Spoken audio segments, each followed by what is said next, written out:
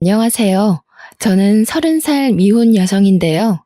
최근 결혼을 앞두고 완벽한 새 사람으로 거듭나길 기다리고 있어 행복한 날을 보내고 있답니다. 제가 이렇게 온전한 행복을 누리기까지 마냥 꽃길만 걸어왔던 사람은 아니에요. 다들 잘 될 사람은 다 잘 된다라는 말을 하곤 하지만 저는 누가 봐도 새 인생을 살기에 가망이 없는 사람 중 하나였습니다. 잘 될 사람은 다 잘 된다고 하셨나요? 물론 그런 사람들도 있겠죠. 하지만 꼭 그런 사람들만 잘 되라는 법은 없더라고요. 제가 행복을 느낄 수 있었던 건 정말로 기적처럼 귀인을 만났기 때문입니다. 세상살이 이런 일도 있을 수 있다는 걸 많은 분들이 알았으면 좋겠다는 마음에 글을 쓰게 되었네요. 세상에서 가장 모진 처벌이 아마 부모 없이 삶을 전전해야 하는 고아의 신세가 아닌가 싶습니다. 아무래도 제가 전생에 큰 죄라도 지었나 봐요.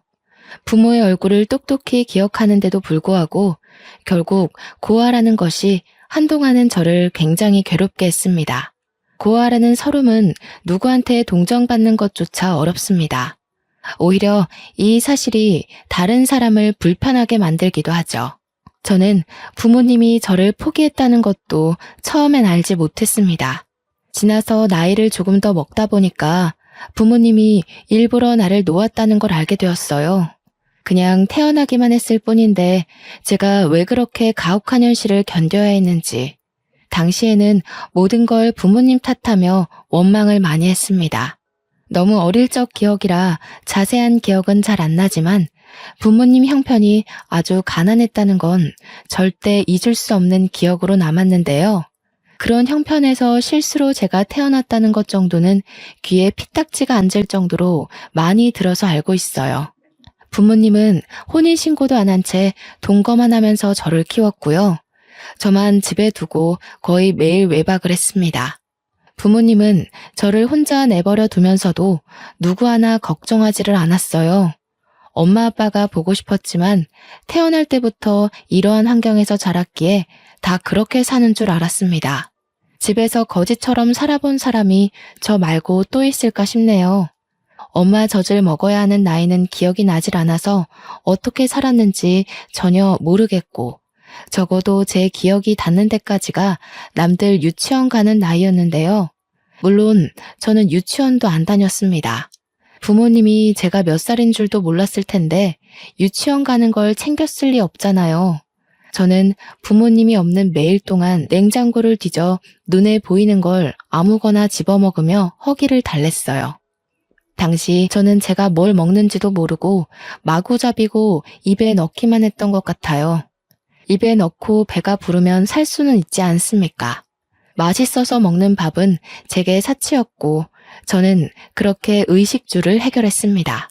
부모님이 일주일에 한두 번만 귀가를 했으니 그동안엔 저 혼자 아무것도 안 하고 먹고 자기만 하면서 집벌레처럼 집을 지켰어요. 특히 부모님이 없을 때마다 한 번씩 모르는 아줌마가 찾아왔는데 어린 나이에는 그게 그렇게 무섭더라고요. 밖에서 나쁜 인사를 하며 문을 세게 두들기는 사람은 다름 아닌 집주인 아줌마였습니다. 어린 마음에 저는 부모님이 집에 없는 것보다 그 아줌마가 더 무서웠던 걸로 압니다. 아줌마는 늘 저희 부모님의 돈을 떼먹으러 왔는데요. 지나고 나서 생각해보면 그건 돈을 떼어먹는 게 아니라 부모님이 관리비랑 방세를 안 내니까 독촉을 하는 거였어요. 집주인 아줌마도 피해자 입장에서 애가 타는 마음에 그렇게 악마처럼 무섭게 행동하셨던 거죠. 그래도 부모님이 두세 달 월세를 한 번에 내더라도 내긴 냈어요. 관리비도 그런 식으로 몰아서 냈고요. 저한테 일절 부모 노릇을 안 했기에 아마 제가 묵고 있는 집이라도 유지하는 게 그나마 자기 자식을 위한 최대의 자비였지 않나 생각이 듭니다. 그리고 그 방이 남들 발길 안 닿는 곳이라서 집을 내놓는다고 해도 팔리지도 않는 집이었을 겁니다. 그래서 집주인 아줌마도 우리 부모님을 닥달하면서 계속 내버려 두지 않았나 싶네요. 저는 태어난 이후 집 앞 말고는 바깥을 나가본 적이 없었고 초등학교도 못 가서 그렇게 집에만 있었습니다. 그러다 제 나이 10살이 되었을 때 부모님 둘 다 같이 집에 머문 적이 있는데요. 그날이 제겐 가장 기쁘고 또 가장 슬픈 날이기도 했습니다. 부모님이 케이크를 사들고 왔더라고요. 당시 제 눈에는 그게 그냥 예쁜 빵이었습니다. 당연히 생일을 챙겨주는 사람이 없었으니까 케이크가 생일 축하하기 위해 쓰이는 빵인지도 모르고 있었던 거죠. 부모님 말로는 빵이라고 하길래 되게 예쁘게 생겨서 신기하게 봤던 기억만 나네요. 그렇다고 그날이 제 생일은 아니었던 걸로 압니다. 저는 난생 처음으로 부모님과 같이 하는 밥을 먹었어요. 행복이라는 걸 잘 몰랐는데 그때 느낀 즐거움이 행복이었던 것 같기도 해요. 부모님은 한 번씩 싸울랑말랑 아슬한 대화를 나눴어도 그날만큼은 참으며 싸우지 않았습니다. 그리고 엄마가 제게 선물이라면서 상자 하나를 주었는데요. 뚜껑 열고 닫는 휴대폰이었어요. 다정아, 휴대폰 알지? 요즘은 세상이 위험해서 어린이들도 휴대폰을 꼭 들고 있어야 돼. 위험한 일이 생기면 누구한테든 연락해야 하니깐. 저는 휴대폰이라는 것 자체에 이미 흥분을 해버려 저를 향한 부모님들의 미묘한 시선은 느끼지 못했습니다. 아마 부모님 둘이서 저만 모르는 시그널을 주고받았었겠죠. 그 눈빛을 알아보는 나이였다면 지금보다 더 어렵게 제 몸을 건사시키지 않았을까 싶어요. 엄마는 제게 휴대폰 사용에 대해 설명을 자세히 해주었습니다. 그렇게 휴대폰을 향한 저의 호기심은 주위를 향한 눈을 죄다 닫게 만들었고 최고의 행복을 누리도록 했네요. 부모님이 어떤 의도로 이걸 제게 사주었는지는 까맣게 몰랐던 거예요. 마냥 설레는 마음으로 그날 밤새도록 휴대폰을 만졌던 기억이 납니다. 반지하인 집에서 한 번씩 집 밖에 나가 근처만 구경을 했던 적이 있었는데 그때 학교 다니는 애들이 휴대폰으로 게임하는 걸 봐서 저도 그걸 무척 해보고 싶었거든요. 게임을 찾는데도 참 오래 걸렸습니다. 저는 공부를 해본 적이 없는 아이기 때문에 글자를 모르잖아요. 대충 그림만 보고 밤새도록 하나를 다운받기 위해 고군분투했었어요. 그러다 언제 잤는지도 기억 안 날 만큼 새벽 늦게 까무룩 잠이 들었고 저는 그대로 고아가 되었습니다. 당시에는 말씀드렸다시피 바로 자각하지 못했어요. 엄마 아빠가 집에 안 들어오는 건 제게 너무 익숙한 사실이었거든요. 이젠 휴대폰이란 친구가 새로 생겼으니 글자랑 숫자와 씨름하며 놀기 바빴습니다. 그러나 부모님이 아무리 집에 안 오더라도 적어도 한 달에 2-3번은 왔는데 어느 순간부터 발길이 더 끊어졌다는 걸 알았죠. 그때만 해도 나중에 오겠지, 내일은 오겠지 하면서 사태의 심각성을 모르고 기다렸습니다. 더 이상 냉장고에서 꺼내 먹을 음식도 없었고 관리비랑 월세는 쌓이기만 할 뿐 해결되지 않았어요. 그렇게 체감상 반개월이 지났을 때쯤 누군가 집 문을 뜯는 소리가 났어요. 집에 혼자 있던 저는 놀라서 방문 뒤로 숨었는데 집주인 아줌마가 열쇠공을 부른 거였더군요. 세상에나, 집꼬라지가 이게 뭐야? 어이 꼬마야, 너희 부모님 어디 있니? 내가 더는 사정 못 봐준다. 그래도 2-3달에 월세 몰아서 내길래 젊은 부부가 어렵게 산다고 생각하고 이해해 주려고 했는데 6개월은 우리도 힘들어. 화가 난 집주인이 무서워서 저는 집주인 아줌마를 피해 그 집을 도망쳐 나왔습니다. 저는 그날로 집까지 잃은 고아가 된 거였죠. 옷도 잠옷밖에 없어서 엄마 가디건 걸친 게 다였어요. 신발도 부모님이 사준 적 없으니까 그나마 발이 작았던 엄마 슬리퍼를 신고 나왔네요. 그렇게 날이 지도록 빈민가를 돌아다녔던 저는 밤냄새 솔솔 나는 생선구이 가게를 발견하고 말았습니다. 아침에 집을 나와 저녁까지 돌아다녔으니 배가 고플만도 하잖아요. 한참 클라이니까 소화도 빨랐을 테고. 저는 맛있는 냄새가 나는 그 유혹을 지나치지 못하고 그곳 주위를 서성거렸습니다.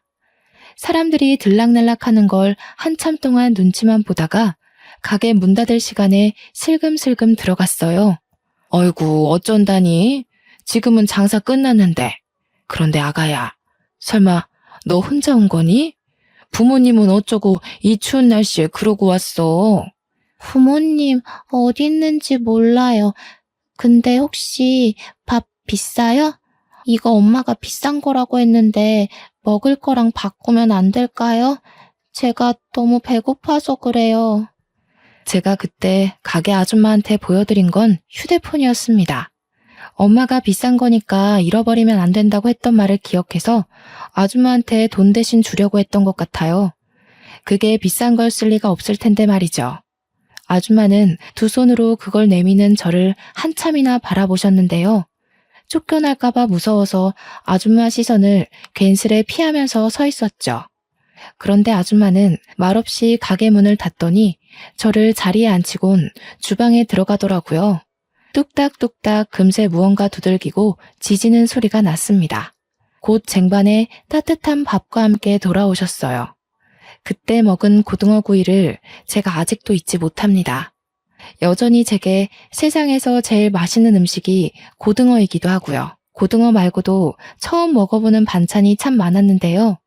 아줌마는 제가 밥을 다 먹을 때까지 하나하나 챙겨주셨습니다. 손수 물도 떠다 주면서 국이랑 같이 먹어야 안 체한다고 계속 신경을 썼죠. 그래서 너는 어디서 온 거니? 얼마나 돌아다닌 거야? 엄마 아빠 어디 갔는지 몰라? 전화기 들고 있으면서 전화라도 해보지 그랬어. 아줌마가 연락해줄까? 엄마, 아빠 전화번호 몰라요. 집에서 집주인 아줌마가 돈 내라고 무섭게 하는 바람에 도망쳐 나온 거예요. 나중에 다시 가보려고요. 저는 아줌마가 물어보는 질문에 하나같이 모른다고 대답하면서 제가 겪었던 일들을 말해주었습니다. 그러니 아줌마는 제가 처했던 상황을 단번에 눈치챘나 봐요. 저는 밥을 다 먹은 후 아줌마 손을 잡고서 경찰서로 갔습니다. 집에 데려다 주는 줄 알았는데 경찰서를 간 거라 좀 더 무서웠네요. 아줌마의 부탁으로 경찰은 저를 실종 신고하려고 제게 부모에 대해 물었지만 그때서야 저는 부모님 이름도 모른다는 걸 알게 되었어요. 부모님 얼굴만 알지 정작 부모님에 대한 신상 정보를 아무것도 모르고 있었습니다. 나이도 몰랐는데 경찰이 제 출생신고 기록을 보고서 10살이라고 말해주어 그때부터 나이를 세기 시작했어요. 결국 아무런 정보도 알지 못한 채 경찰은 제 이름과 나이 인상착의만 보고 저는 실종 미아 신고 접수를 했을 겁니다. 내내 제 곁을 지켜주고 있던 아줌마는 제가 글자도 모르고 숫자도 모르고 몸만 컸지 배움은 유치원 애들보다 못하다는 걸 알게 되었는데요. 일단 제 부모를 찾겠다는 신고 접수는 들어갔는데 그동안 저를 어디 둬야 하나 그 고민을 다 같이 했었어요. 경찰이 아동보호소를 알아봐 줬는데 그렇게 찾은 곳이 바로 보육원이었습니다. 일단 밤이 늦었기에 아줌마 뜻에 따라 저는 아줌마 집에 가서 하룻밤 신세를 지게 되었어요. 그러고 다음날 꿀맛 같은 아침밥을 먹고서 아줌마 손을 잡고 보육원을 갔죠.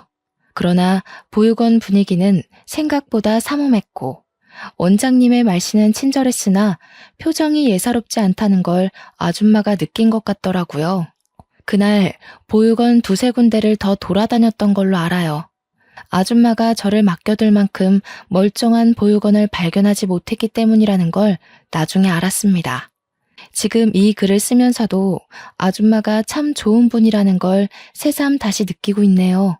그렇게 아줌마는 마음에 드는 보육원을 찾지 못해서 뺑뺑 돌기만 하다가 또 밤이 왔습니다. 아줌마와 하룻밤을 더 보내게 되었는데 저는 당시 다른 건 몰랐고 그저 고등어를 또 먹게 되었다는 사실에 기쁘기만 했어요. 그리고 그날 밤 집에 돌아오는 길에 아줌마가 사줬던 새 내복을 입고서 아줌마 옆자리에 누웠는데요. 아줌마가 제게 정말 고마운 제안을 하는 거 아니겠습니까? 이름이 다정이라고 했지? 다정아, 너만 괜찮다면 아줌마랑 같이 지낼래? 아줌마도 평생 혼자 살아왔거든. 이참에 우리 한번 친구가 되어볼까? 아줌마랑 친구하면서 지내다가 부모님한테 연락이 오면 그때 돌아가면 되잖아. 친구요? 아줌마랑 저는 어른이고 아이인데 친구가 될 수 있어요? 혹시 아줌마도 초등학교 가야 되는 나이예요? 그런 건 아니고, 친구라는 건 서로 친구하고 싶은 마음만 있으면 얼마든지 친구할 수 있는 거야. 아줌마도 다정이가 좋고, 다정이도 아줌마를 좋아해주면 가능하지. 그럼 나 계속 그 물고기 먹을 수 있어요? 고등어? 아줌마랑 친구하면 고등어 계속 먹는 거예요? 그러면 저 아줌마랑 친구할래요.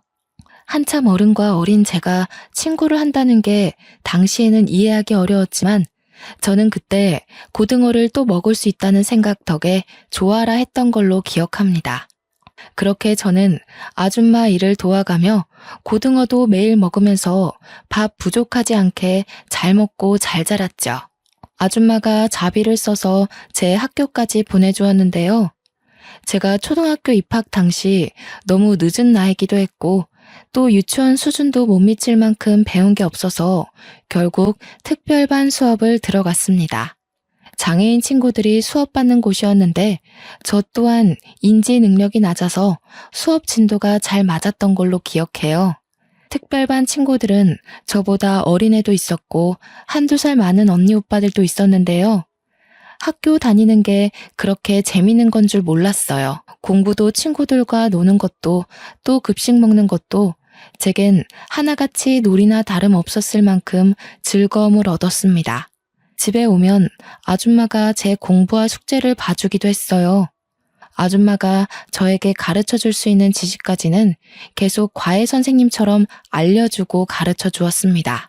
공부에 재미를 붙인 저는 정말 무섭게 배움을 습득했고 그렇게 중학교, 고등학교까지 아줌마의 뒷바라지를 받으며 다녔어요. 그때까지도 제 친부모에 대해서 경찰에선 연락조차 없었네요. 부모님을 만난 적도 없었다는 거예요. 하지만 상관이 없었습니다. 오히려 부모님이 절 찾는다면 그게 서운할 것 같았어요. 아줌마와 지내는 하루하루가 너무 재밌었거든요. 이전에 부모님 울타리 안에서 살았던 기억이 생생하게 남아 있었는데 그 지난날과 당시가 비교되면서 아줌마 곁을 벗어나고 싶지가 않았거든요. 아줌마가 가끔은 부모님 언급을 하면서 보고 싶지 않냐고 묻기도 했는데 저는 오히려 아줌마한테 부모님 얘기하지 말라고 툴툴거렸네요. 그때가 행복하지 않았다는 걸 제 몸이 본능적으로 기억하고 있는 거겠죠. 살다 보니까 아줌마는 왜 지금까지 혼자 살고 있는지 궁금할 때가 있었습니다. 한날은 같이 밥을 먹다가 질문을 참지 못하고 물어본 적 있었어요. 이 아줌마도 결혼할 뻔한 아저씨가 하나 있었지. 그런데 아저씨 집안이 아줌마를 너무 싫다고 해서 어쩔 수 없이 헤어졌어.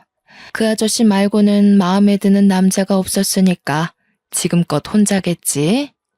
아줌마 완전 순정파였네요.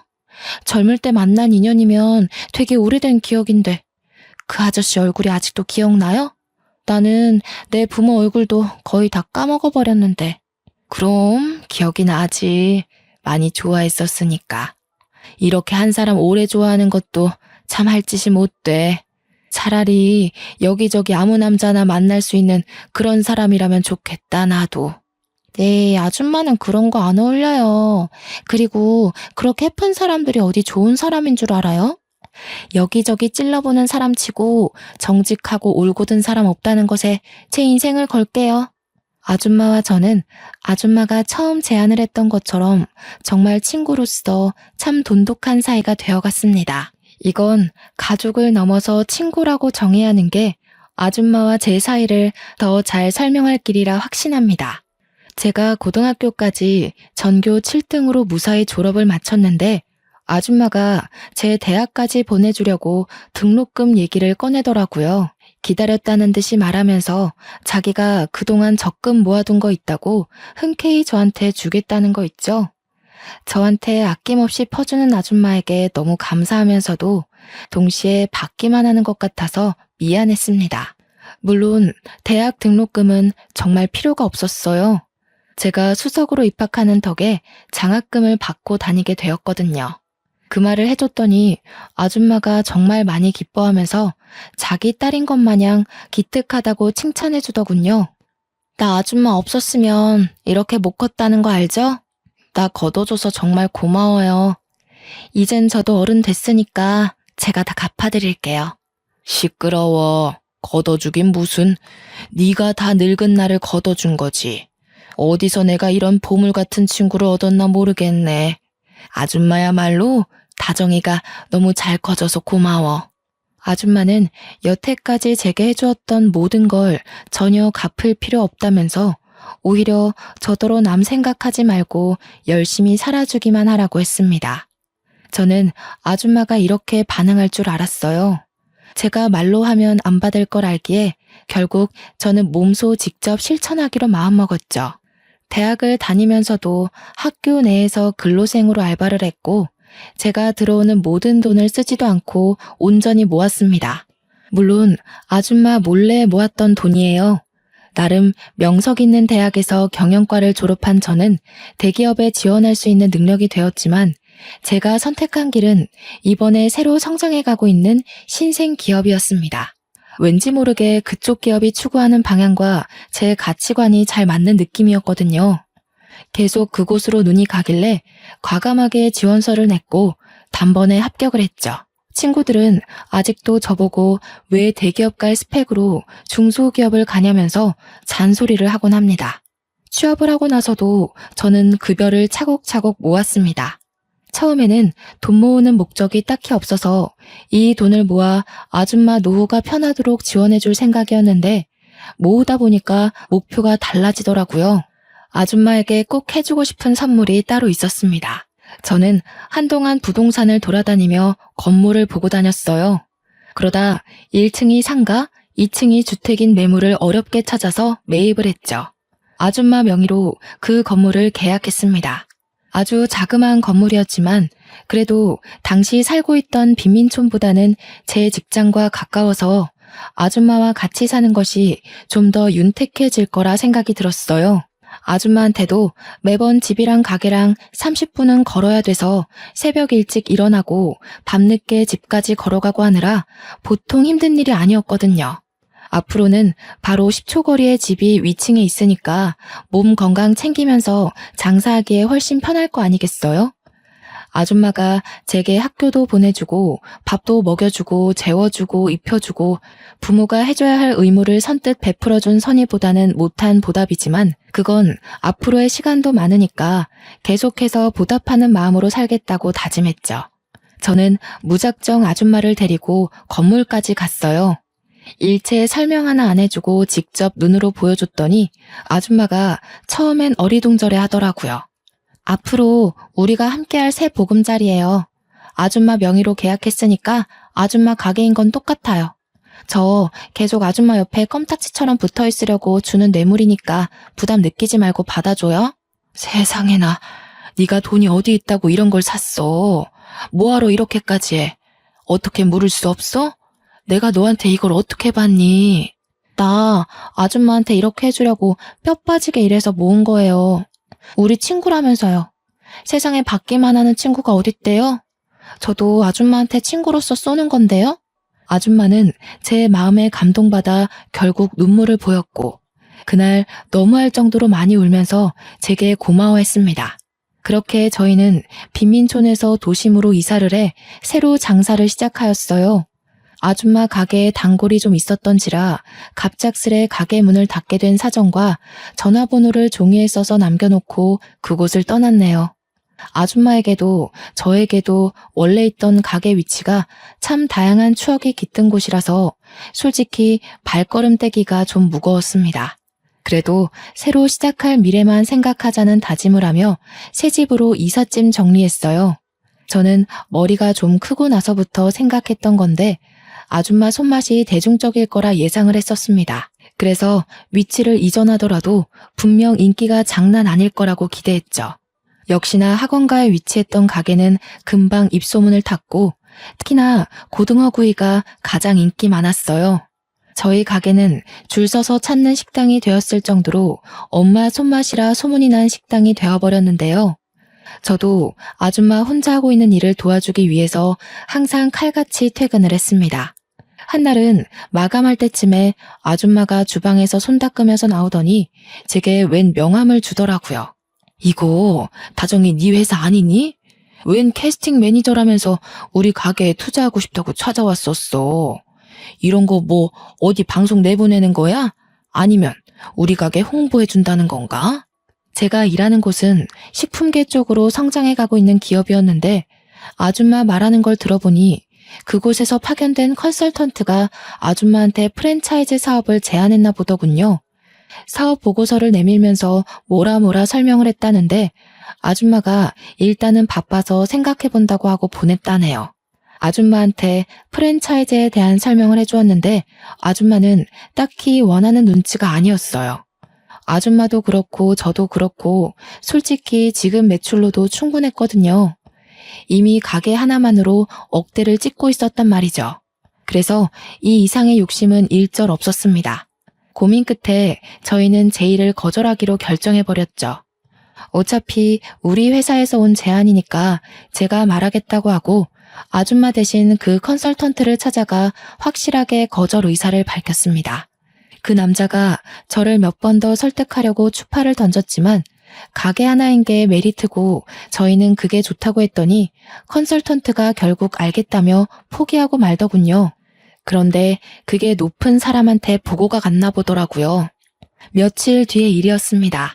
퇴근한 뒤 차를 타고 집 앞에 도착했는데 아줌마가 어떤 정장 입은 아저씨와 대화 중인 게 보였어요. 정장 입은 사람이 찾아온다는 건 기업이라는 거고 사업화가 목적인 사람이라는 건데 최근 그런 제안을 받은 곳은 우리 회사잖아요. 어쩐지 그 컨설턴트가 쉽게 제 거절을 인정을 한다 싶었어요.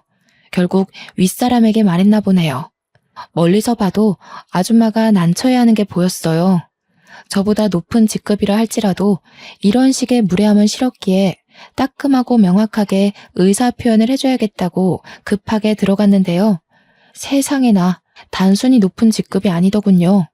생각지도 못했던 우리 회사 대표님인 거 아니겠습니까? 어머, 대표님께서 여기까지 어쩐 일로... 안녕하세요. 저는 경영팀 소속 이다정 사원입니다. 혹시 사업 제의 때문에 오신 거라면 죄송하지만 저희 가게는 생각이 없어서요. 이다정? 우리 회사 직원이었군요. 그런 줄 알았더라면 이렇게 빙빙 돌아오진 않았을 텐데. 그럼 다정 씨가 우리 정순 씨 딸인 겁니까? 듣자 하니 아줌마가 저를 딸로 얘기한 눈치였습니다. 저도 눈치껏 딸이 맞다고 얘기를 해줬죠. 그런데 아까부터 계속 아줌마가 울고 있는 게 신경이 쓰이더라고요. 무슨 대화를 나눴길래 웬만한 일 아니고선 눈물을 잘 보이지 않는 아줌마가 울게 된 건지 걱정되었습니다. 설마 대표님이 프랜차이즈로 협박이라도 한 건가 싶어 나름대로 빨리 상황 파악하려고 했거든요. 그런데 마음을 추스른 아줌마가 하는 말에 저는 감히 제가 나설 수 없는 상황이라는 걸 알아버렸지 뭡니까. 그만 돌아가요, 구용 씨. 나는 이제 우리 다정이랑 단란하게 사는 것만으로도 좋게요. 결혼 욕심은 진작에 다 털어버렸어요. 내 옆에는 우리 다정이만 있어주면 돼요. 알고 보니 프랜차이즈 문제가 아니었더군요. 우리 회사 대표님이 아줌마와 결혼할 뻔했다가 파토난 그 아저씨라는 거 아니겠어요? 그 사실을 눈치채고 나서부턴 무슨 반응을 보여야 할지 몰라서 벙어리처럼 서 있기만 했습니다. 가만히 듣고 있으니까 어느 정도 당시의 분위기가 파악되더라고요. 대표님이 여길 찾아온 건 프랜차이즈 때문이 맞으나 제가 나타나기 전까지 하고 있던 대화는 아줌마와의 재결합이었던 겁니다. 아줌마는 대표님의 결혼 제안을 거절하고 있는 상황이었던 거예요. 아줌마가 계속 대표님더러 가라고 밀고 부채니까 이젠 대표님이 저한테 부탁하기 시작하는데 이제 막 상황 파악한 저야말로 얼마나 난감했는 줄 아십니까? 다정 씨라고 했지요? 제가 우리 정순 씨 이대로 또 못 놓쳐서 그래요. 이젠 반대할 어른들도 없고 제가 정말 잘해줄 수 있는데 정순 씨가 다정 씨랑 있는 게 행복하다고 저를 거들떠도 안 보내요. 다정 씨가 어떻게 설득 좀 해주면 안 될까요? 내가 정말 크게 보상할게요. 저희 대표님은 원래부터 선한 아저씨라고 회사에서 소문이 자자한 사람이에요. 직원들 복지에 무엇보다 크게 신경 쓰는 사장이라고 젊은 세대로부터 입소문 제대로 타기 시작한 기업이거든요. 그렇게 많은 사람들의 존경받고 가진 것 많은 대단한 사람이 아줌마와 마찬가지로 한 사람을 잊지 못해 저한테 부탁을 하고 있는데 그 모습이 얼마나 절절하던지. 새삼 둘이서 젊은 시절 얼마만큼 서로를 좋아했는지 간접적으로 느껴지는 듯 했습니다. 사실 아줌마 또한 대표님을 못 잊고 있다는 것 제가 제일 잘 알고 있지 않습니까? 핑계로 대표님과의 인연을 끊어내려고 하는 듯한데 저는 그게 아줌마의 진심이 아니라는 걸 진작 눈치챘어요. 그냥 다가갈 용기가 없어서 매번 물러나기만 했던 마음이라서 저렇게 도망만 치려고 한다는 걸 충분히 알 수 있었다는 거죠. 그래서 제가 어찌했겠습니까? 일단 대표님을 먼저 설득해서 집으로 보낸 뒤에 며칠간 아줌마를 나무라며 강하게 설득을 했습니다. 됐다니깐 그러네. 다 늙은 마당에 무슨 부귀영화를 누리겠다고 결혼을 해. 나는 말했다시피 지금 너랑 둘이 이렇게 지내는 게 훨씬 좋아. 남자고 뭐고 다 필요 없어. 아줌마가 뭘 모르네. 서로 좋아해서 결혼까지 가는 거 생각보다 힘든 일이야. 결혼이 그렇게 쓸모없는 거면 나도 결혼하지 마? 나도 아줌마랑 둘이 사는 게 좋은데 우리 둘 다 결혼하지 말고 평생 친구만 할까? 너는 나랑 다르지. 너는 한참 젊잖아. 젊을 땐 일부러 나쁜 사랑도 해보고 하는 거야. 나는 이미 끝났어. 얼마 남지 않은 세월 그냥 조용히 있다가 가는 게 소원이야. 나는 아줌마가 대표님이랑 결혼하면 행복할 거라는 걸 알아. 아줌마가 대표님 얘기할 때마다 소녀처럼 웃는 걸 봤는데 누구 눈을 속이려고 그래? 나한테 솔직한 사람이 되라면서 왜 아줌마는 자꾸 자기 마음을 모른 척한대? 결혼이 뭐 대단한 거야? 살아보고 아니면 끝내더라도 기회가 왔을 때 좋아하는 사람이랑 같은 길은 걸어봐야지. 매일 밤 아줌마를 설득하느라 온갖 좋은 말을 꺼낸다고 에너지 소비를 좀 많이 했네요. 그래도 제 노력이 단단하게 닫혀있던 아줌마의 마음의 문을 여는데 용기를 심어줬나 봅니다. 덕분에 아줌마랑 대표님이 대표님 사무실에서 재회를 했고 그날 뒤로 아줌마 손가락에는 청혼 반지가 끼워져 있었습니다. 아줌마는 그동안 마음을 숨겼던 게 신기했을 만큼 정말로 기뻐했어요. 결혼 날짜를 잡고 결혼 준비를 하는데 제게 마냥 엄마 같기만 하던 아줌마가 그렇게 여자처럼 사랑스러워 보일 수 있다는 걸 처음 알았습니다. 아줌마와 긴 시간을 함께 했다고 생각했는데 대표님이 나타나고부턴 제가 몰랐던 부분이 많다는 걸 느꼈어요. 행복해하는 아줌마를 보면서 저 또한 기쁘다가도 문득 오묘한 감정이 들더라고요. 아줌마랑 평생 같이 살 거라고 생각했고 한 번도 헤어짐 있을 거라고 상상한 적이 없었는데 막상 저보다 아줌마한테 더한 행복을 줄 수 있는 사람이 나타났다 보니까 제가 아줌마를 놓아주는 게 축복해주는 거란 생각이 들었어요. 그게 참 이상하게도 씁쓸했습니다. 사실 저와 아줌마의 관계는 언제든지 깨져도 이상할 게 없는 사이잖아요. 올 것이 왔다고 생각하는 게 당시에는 저를 위로하는 합리화였던 것 같네요. 두 분의 결혼은 저한테도 기쁨이었고 저는 그렇게 혼자 미리 마음을 정리하기로 했습니다. 휴대전화라는 것이 참 좋지 않습니까? 연락만 하면 아줌마와 언제든지 만날 수 있으니까 그렇게 위안을 삼았어요. 그런데 신혼여행을 다녀온 아줌마와 대표님이 회사로 출근하더니 사무실로 저를 바로 호출하더라고요. 아줌마한테서 사적인 방법으로 전화가 왔길래 대표님 사무실을 찾아가 봤습니다. 직원이 되고도 대표님 사무실은 방문해 볼 일이 없어서 처음 가보는 거였어요. 들어갔더니 대표님과 아줌마 그리고 웬 젊은 남자까지 함께 앉아 있더군요. 그 남자의 얼굴이 좀 낯익었는데 알고 보니 아줌마한테 프랜차이즈 사업을 제안하러 찾아왔었던 그때 그 컨설턴트인 거 아니겠습니까? 오, 다정씨, 이리 와서 앉아요. 우리 아들인데 둘이 이미 안면이 있을 거예요. 지난번 우리 아들이 제안했던 사업 보고서를 대차게 거절했다고 들었어요. 저는 대표님이 소개하는 그 남자가 아들이라는 소리에 상황 파악하느라 바로 대답을 못했습니다.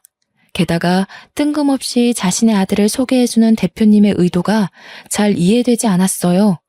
그러나 설명을 듣다 보니 대표님한테 이런저런 사연을 듣게 된 그 남자가 저를 알아보고 싶다고 했다는 거 아니겠습니까? 이렇게 인사드려서 죄송하네요. 사실 다정 씨가 지난번 사업계에 거절하러 찾아왔을 때 사실 연락처를 물어보고 싶었거든요. 그런데 다정 씨가 당시 제 말을 안 들어줄 것 같더라고요. 아마 첫 단추가 잘못 끼워졌던 탓이겠죠? 저는 그때 남자가 마냥 저를 설득하려고 자꾸 접근한다고 생각했었는데 그게 아니었나 봅니다. 남자의 얘기를 들어볼 생각도 안 하고 내내 지나가다 마주치면 피하기만 했거든요. 이 갑작스러운 전개에 당황스러워서 아무 말도 못하고 있는데 세 분이서 계속 제 대답을 기다리고 있는 눈치였습니다. 문득 이분들은 제 고아 신세를 모르고 있어서 이런 귀한 자리를 마련한 거겠지라는 생각이 들더라고요. 좋게 봐주신 마음은 너무 감사한데 제가 아무것도 가진 게 없는 사람이에요. 앞으로 회사가 더 커지면 간부들 이미지가 중요하잖아요. 제가 괜히 발목 잡은 꼴 만들고 싶진 않아요. 하지만 역시나 대표님은 소문대로 인품이 우수한 분이셨고 이미 아줌마에게 저와 같이 살게 된 스토리를 나누면서 자연스레 제가 어떤 사정이었는지 알고 계셨나 보더라고요. 내가 제일 싫어하는 부류가 어떤 사람인 줄 아십니까? 겉모습만 보고 그 사람의 모든 걸 매도하는 사람들이에요. 인사팀에다 신입 뽑을 때 최대한 유념해달라고 매년 부탁하고 있기도 하고요. 다정 씨 같은 인재를 출신만으로 놓친다면 그건 아마 그런 사람들이 실수를 하고 있는 게 아닌가 싶은데 대표님이 해주는 좋은 말씀에 저는 위로를 넘어서 스스로에 대한 자부심까지 생겼습니다. 항상 당당하게 살면서도 고아라는 처지 때문에 작아질 때가 어쩔 수 없이 있었거든요. 그런데 결국 그건 내 잘못이 아니고 나를 바라보는 타인의 시선이 잘못된 것이란 걸 대표님을 통해서 확실히 인지하게 되었죠. 그렇게 저는 용기를 얻고 대표님 아들과 정식으로 연락처를 교환했습니다. 그 남자와 개인적으로 만나면서 마음을 키워가는데 대표님을 닮았는지 아들 되는 사람도 무척 너그럽더라고요. 생각하는 폭과 아량도 넓었습니다. 그렇게 이어져 온 인연이 얼떨결에 결혼까지 가게 된 겁니다. 그럼 관계가 어떻게 되겠습니까? 아줌마와 대표님이 결혼했으니 그 밑에 아들인 제 남편은 새엄마가 바로 우리 아줌마가 되는 거 아니겠어요? 그렇다면 저한테는 시모인 거잖아요. 무슨 이런 운명의 장난이 다 있단 말입니까? 사연 쓰느라 다시 과거를 정리하고 있는 이 시점에도 웃음이 막 나오네요.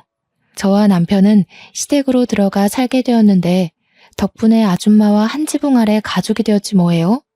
제게 친구였던 아줌마를 어머님이라고 부르며 평생 한 식구가 된 거예요. 말로만 식구라고 노래 부르는 것 말고 서류상으로 정말 가족이 되니까 이게 또 기분이 남다르더라고요. 아마 저와 아줌마가 세상에서 가장 친한 시모와 며느리 사이가 아닌가 싶습니다. 솔직히 단연 1등이라고 자부할 수 있어요. 그리고 저와 시모가 원래 살던 곳은 시모가 장사일을 계속 하고 싶다고 해서 2층 주택까지 식당으로 싹 다 리모델링하여 1층, 2층 넓게 장사 중입니다. 저와 남편은 퇴근하고 와서 나란히 시모의 일을 도와요. 이렇게 시댁을 만나기까지 가족이란 정이 이 정도로 든든한 건지 몰랐습니다. 가족이 있다는 것만으로도 세상의 무게가 조금은 가볍게 느껴지더라고요. 유년 시절을 어렵게 보낸 제가 감히 이런 귀한 가족을 다시 얻게 되리라 기대조차 하지 못했거든요. 고아라는 운명을 받았으니 제게 주어지는 많은 차별과 시선은 어쩔 수 없는 숙명이라고 여기며 살려고 했는데 참 인생살이 신기하지 않습니까? 행복이라는 건 노력으로도 가능하고 기적처럼 찾아올 수도 있는 거고 공짜로 던져질 수도 있는 것이란 걸 깨달았어요. 또 누구한테나 조건 없이 들이닥칠 수 있다는 것도 알게 되었고요. 참, 이건 나중에 들어서 알게 된 사실인데 저의 친부모가 여태 연락이 없었던 이유를 최근에 전화온 경찰한테 들었어요. 사실 친부모는 도박에 중독이 된 사람들이더라고요. 돈이 없으니 여기저기 꿔간 돈을 갚지도 않고 도박에 탕진하고 피해자들한테 신고를 왕창 받는 바람에 징역살이 중이라는 겁니다. 그동안 수십 번 신분 세탁을 하면서 여러 사람에게 사기치고 다녔대요. 법적으로 빠져나갈 구멍이 없어서 한 5년 동안은 징역살이 확정이라고 하네요. 생각지도 못한 친부모의 존재를 얼떨결에 듣게 되었지만 제 마음이 이미 친부모한테서 떠나버린 탓에 그리 큰 타격은 아니었습니다. 다만 혹시라도 친부모 꼬리표를 떼지 못한 그들이 제 앞길에 나타나는 일이 생길까봐 그건 좀 두렵네요. 만약 나중에 제가 더 성공하고 나서 핏줄 연연하며 키워준 값 내놓으라고 찾아온다면 그 때문에 우리 가족한테 피해가 간다면 죽을 때까지 용서 안 하고 복수를 해줄 겁니다. 제 인생 여기까지 오는데 너무 아슬아슬하고 기구했는데요. 사람은 조건 없이 누구나 행복할 기회가 있다는 걸 알게 해준 시댁이 정말 감사할 따름입니다. 누가 뭐래도 제 인생의 가장 큰 은인이고 잊지 못할 사람은 당연히 시모이지 않습니까? 저는 아직도 시모에게 못다 갚은 은혜를 보답하는 중이고 여전히 예전처럼 엄마 딸로 지내고 있답니다. 그리고 다음 달이면 저와 남편이 정식으로 부부가 되는 날이에요. 시부가 정말 예쁜 식장을 큰돈 들여서 대여해 주셨습니다. 야외는 아닌데 야외처럼 하늘이 활짝 보이는 식장이었어요. 그 식장을 보러 가서 남편과 장난삼아 단상까지 걸어가는데 문득 많은 생각이 들더라고요. 정말 많이 외로웠고 아팠을 어린 시절 저에게 고생했다고 버텨줘서 고맙다고 수없이 말을 했습니다. 다음 달에 올 결혼식은 저에게 큰 기억으로 남을 것 같아요. 생일도 한번 챙겨본 적 없던 제가 태어나서 처음으로 사람들에게 가장 큰 축복을 받는 날일 거잖아요. 상상만 해도 심장이 두근거리고 긴장이 되는 거 있죠? 단언컨대 그날 화장 지워지도록 눈물을 흘리지 않을까 싶습니다. 저더러 태어나줘서 고맙다고 얘기하는 남편이랑 시댁 식구와 이대로 영원히 행복했으면 좋겠어요. 저는 인생의 비탈길을 좀 빨리 걸었다고 생각하렵니다. 앞으론 평평한 아스팔트 길을 부드럽게 달릴 기대만 하면서 이 글을 마무리하겠습니다. 긴 글 감상해 주셔서 너무 감사드리고 늘 행복하시길 바래요.